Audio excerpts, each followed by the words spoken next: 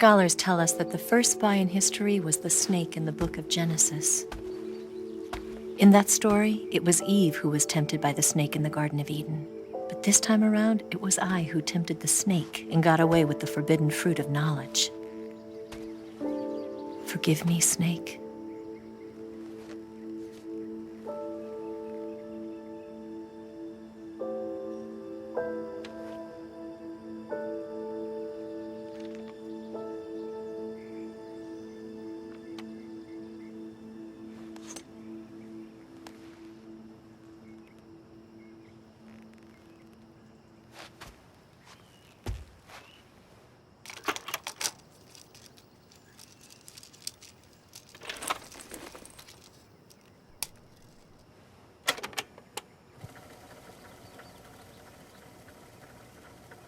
Good morning, Snake.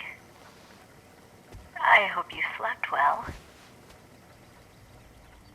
First of all, I have to apologize. I wasn't sent by Khrushchev. I'm not a KGB spy, and I never worked for the NSA. I'm an agent of the People's Republic of China for the General HQ 2nd Department of the People's Liberation Army.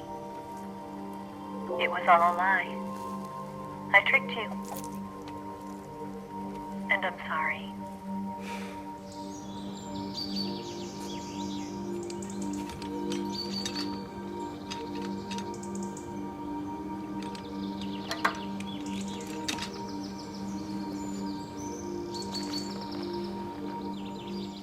The philosophers still exist in China, too. You see, my mission was to find out where Volgan was hiding the philosopher's legacy and steal it. So I infiltrated his base as a KGB spy. The two NSA codebreakers who defected in 1960 were actually both men. The real Adam never showed up at the meeting place, saving me the trouble of having to eliminate him. I sneaked in by pretending I was Eva. And you and Sokolov and Volgan, you all believed me. The philosopher's legacy was originally held in common between the US, Soviet Union, and China. We couldn't let the Russians and the Americans take it all for themselves. The Chinese government had its eye on the legacy too. I got the film containing the legacy, and also the nuclear missile launch data from the Shagohod. 5 years ago, the Soviet Union stopped supplying us with nuclear weapons technology. Since then, China's Liaodong easing, hydrogen bomb, and space rocket projects have fallen behind. But with this data, our country will be able to develop its own nukes. We'll create a deterrent force to rival those of the US and Soviet Union. Everything has gone according to plan, thanks to your help. I too am one of the philosophers. I'm an agent of the philosophers, a graduate of one of their charm schools. I was raised in a joint US-Soviet-Chinese facility to become a sleeper agent. This was before the war. Back then, they were collecting children from all over the world. As a result, I'm indistinguishable from a native-born American. So it didn't surprise me when you and Volgan couldn't tell the difference. But she knew right from the beginning. She knew because before the war, she was at one of the philosopher's schools too, as an instructor. The boss was the only one I couldn't fool. She was the only one who knew I was a fake. She told me everything. Why did she open her heart to me like that? At the time, I couldn't understand it. But now, I think I do. Snake. She wanted you to know the truth. She chose me to tell you. That's why she saved my life. I've lied to you so many times, but not this time. My orders from the government were to obtain the legacy and to eliminate everyone who knew the truth about what happened. In other words, I'm supposed to kill you.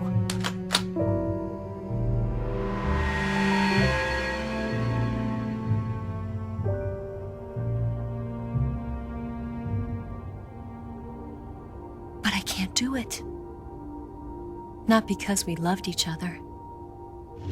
And not because you saved my life. But because I made a promise to the boss. And I intend to keep it. I just wanted you to know. And you have to live.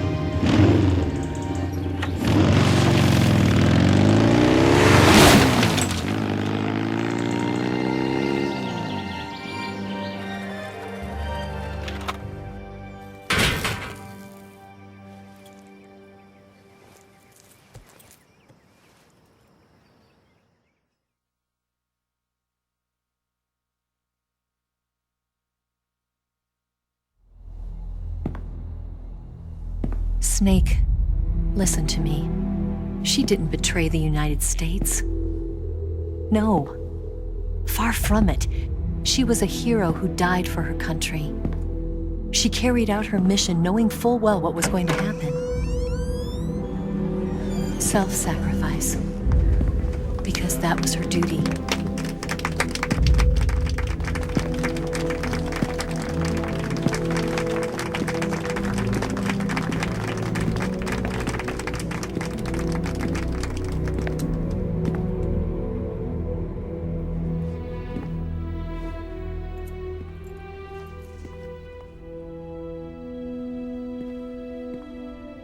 You are above even the boss. I hereby award you the title of Big Boss.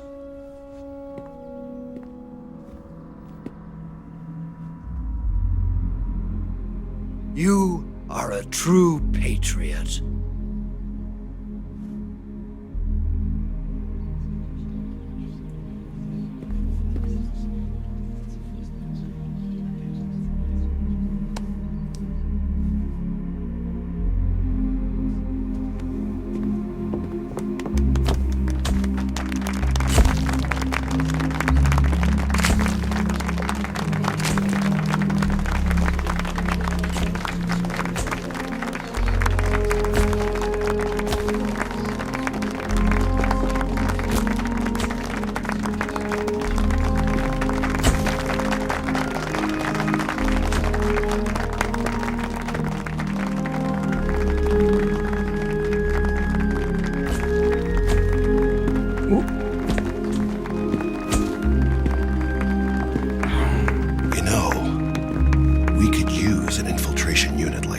In the army.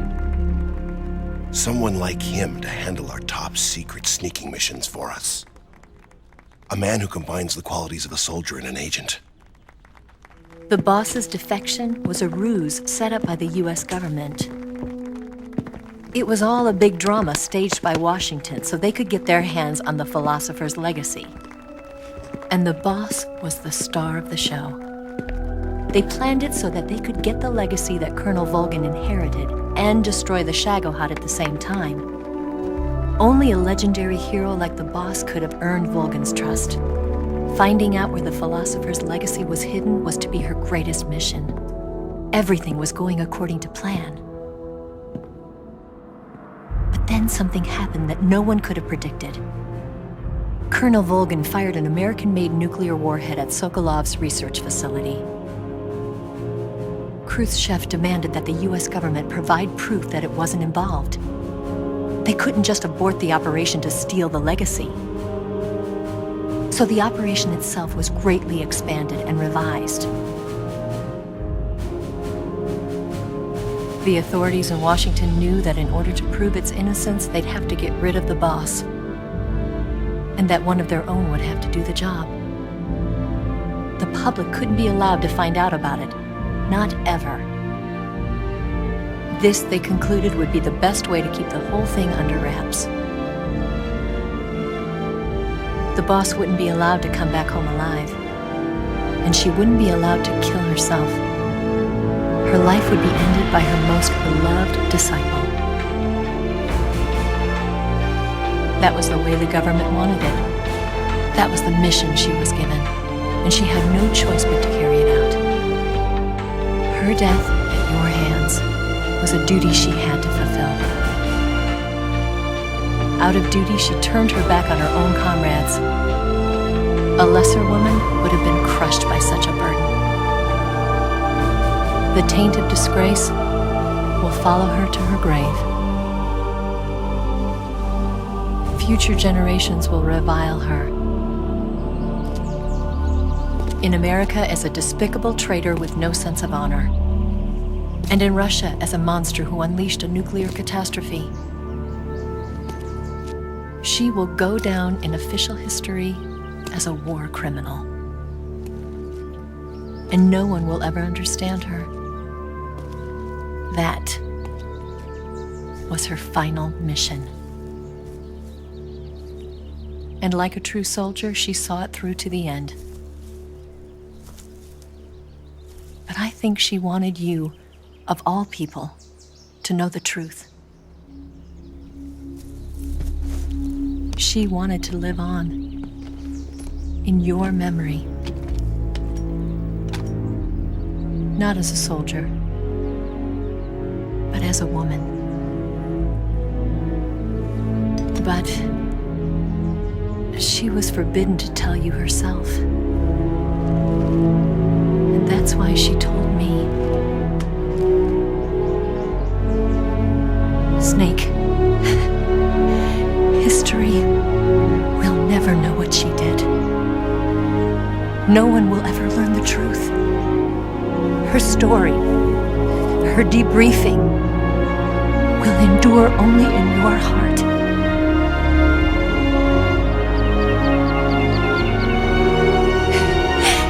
Everything she did for her country. She sacrificed her life and her honor for her native land. She was a real hero. She was a true